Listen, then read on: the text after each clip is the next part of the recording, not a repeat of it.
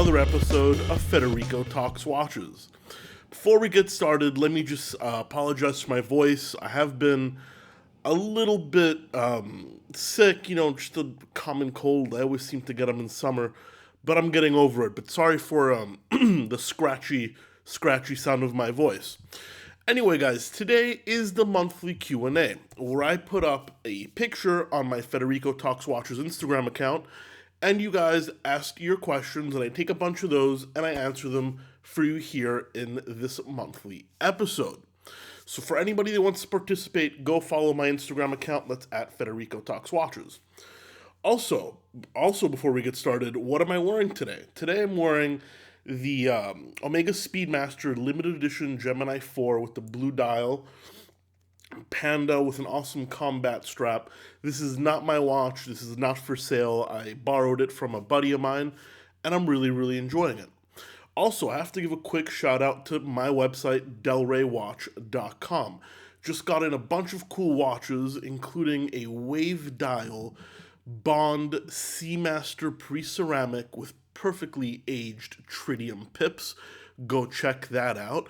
I've got an Omega Speedmaster Mark 40 that's actually discounted on summer special in the hot deal section, as well as an awesome FP Journe, a Tudor Pelagos titanium, and a yellow dial Breitling Super Ocean, perfect for summer.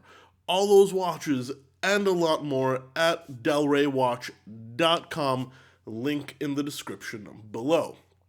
Anyway, guys, let's get into the Q&A. I'm going to be reading my questions over this way, so I'm not being rude and ignoring you guys, but I just have to read them off. So let's get started. BarryB.co. Best GMT watch under $4,000. That is a pretty easy answer nowadays. I know I've made fun of it a little bit, but the Tudor Pepsi GMT, the Black Bay GMT, is a fantastic choice. Retro styling. I love the Pepsi color scheme. Great movement. And solid brand. It'll probably hold up in value rather well as well. So I think under $4,000, the Black Bay GMT is probably the one to go with. Then Tote Tolima says, what's your take on Zin watches? Are they overpriced? Are they underrated? Well, Zin is a fantastic brand. I don't personally love their style, but that's a personal thing. They make very tough watches. They manufacture to a very high quality. They're certainly not overpriced. I think they're priced just right. I think in the mainstream media, they are underrated in the mainstream view, but I think in some aspects, they really can be overrated, and I know I'm going to get a little bit of crap for saying that. They really do make super tough watches, but a lot of these fanboys make it sound like they're indestructible. So I'm not saying they're overrated, and I certainly think they are underrated.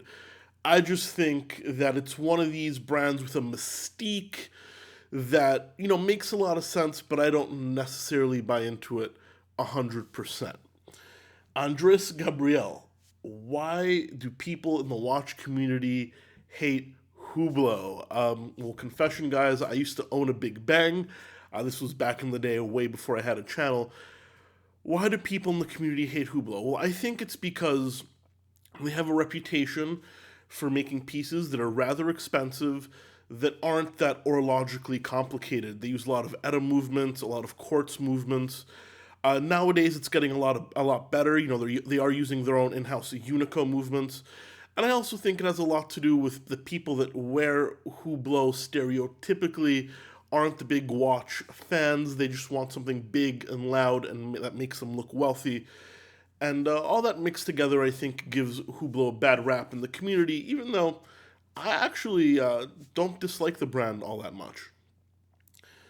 Brede Lay said, I found a 1999 Daniel Jean Rashard chronograph with an ETA 2824 with a Dubuis module. That's a chronograph module.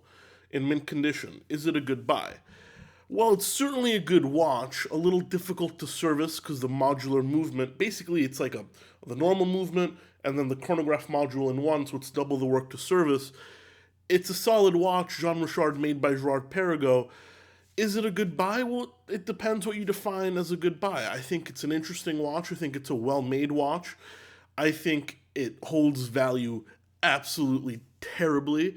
But it certainly is a horologically interesting piece. I think it is a good buy at the right price, around the $1,000 mark, even less if possible. Hedzuina. What do I think of the Rolex Oyster Perpetual? Well, what can I say? I like it. I especially like them nowadays at their 39 millimeters. They have some really exciting dial options. I mean, the new one, the white dial, is rather plain, but they do come with the grape dial, the rhodium dial, the blue dial.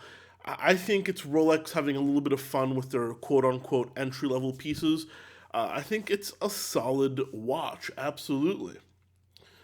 Justin Hill, 87. What are your predictions on the future of the Rolex Explorer II 16570? That's the previous 40mm version. Polar in the pre-owned market. Will it hold in the 5 to 6 range? Well, this is a watch that was greatly underrated when it was out and being made. It was the least desirable Rolex sports model, and it was the cheapest way to get a Rolex along with the Explorer I for the longest time. But now, especially because Rolex doesn't make really white dial sports watches, a couple exceptions, and the fact that it's no longer being made, it is shooting up in value. But then again, every Rolex sports watch is shooting up in value. Will it hold in the 5 to 6 range?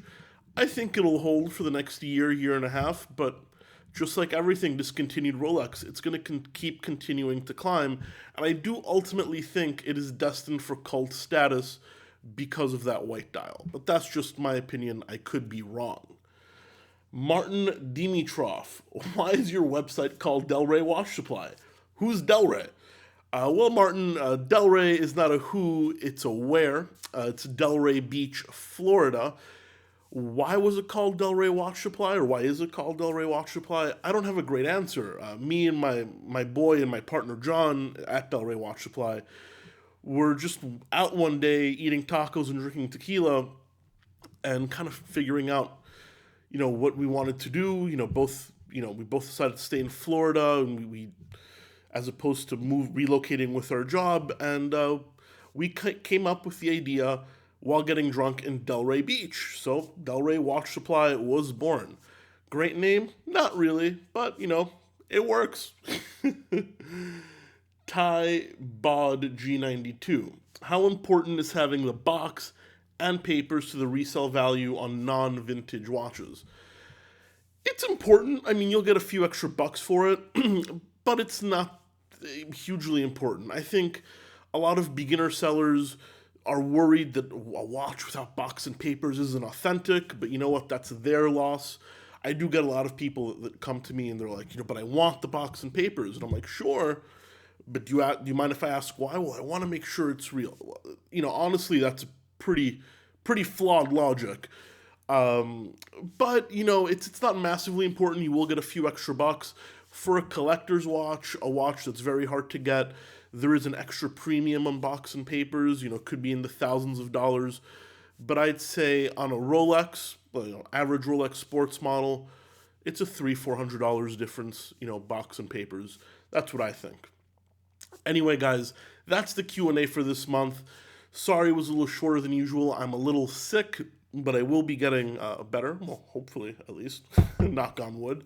But thank you so much for sticking around for another episode of Federico Talks Watches. Please don't forget to like if you enjoyed this video and subscribe so you don't miss any more content. And I'll catch you guys in the next one. Take care.